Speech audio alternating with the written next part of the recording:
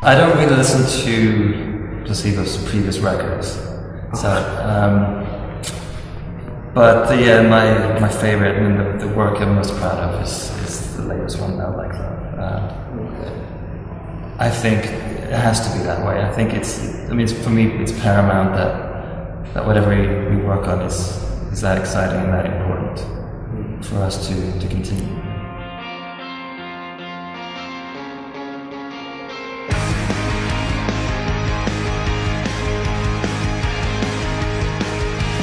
There isn't really any sort of major strategy that we're trying to implement, you know, or that we kind of like put into place. The way that we've approached writing and recording this record is basically the same as we've approached most of our other records, and we approached it in a very instinctual way. It's throughout the actual process itself of writing and recording that it becomes evident what the record is actually about.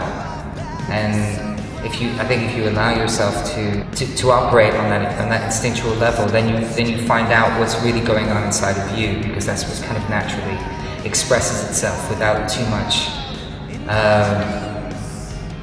intellectuality getting in the way. Yeah, I think we act quite instinctual to the music that we write, and I think if we get an emotional connection to it, and if it excites us, then that is kind of the hook that kind of drags us into, you know.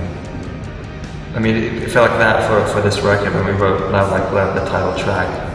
Kind of felt that was the track that got us all excited again about making another record. And so you need that feeling in order to create. It has to have an emotional resonance. For all of our youth,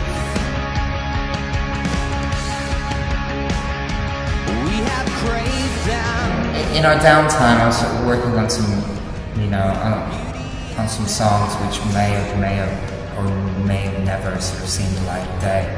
But when we found ourselves in the studio, we found ourselves a little bit short of material because we had decided to start working on our album without really sort of preparing very much. So we kind of had a handful of songs. So I just kind of went, well, I've kind of been working on this, on these over here, sort of at home. Are there any of these which you guys think might work in the Placebo context? 3 of them ended up on the record, which are Too Many Friends, the single, Scene of the Crime, the second track, and Hold On To Me. For all of our youth. I would say, like, just really worry about what's fashionable, because fashion moves so quickly that if you try and make fashionable music, by the time you've made your record, it's unfashionable. So you're probably better off cultivating being unfashionable. And standing out, sticking out like a sore thumb, rather than, you know, trying to you know, fit in with what's cool right now. When we started off, it was sort of the height of Britpop in the mid-90s.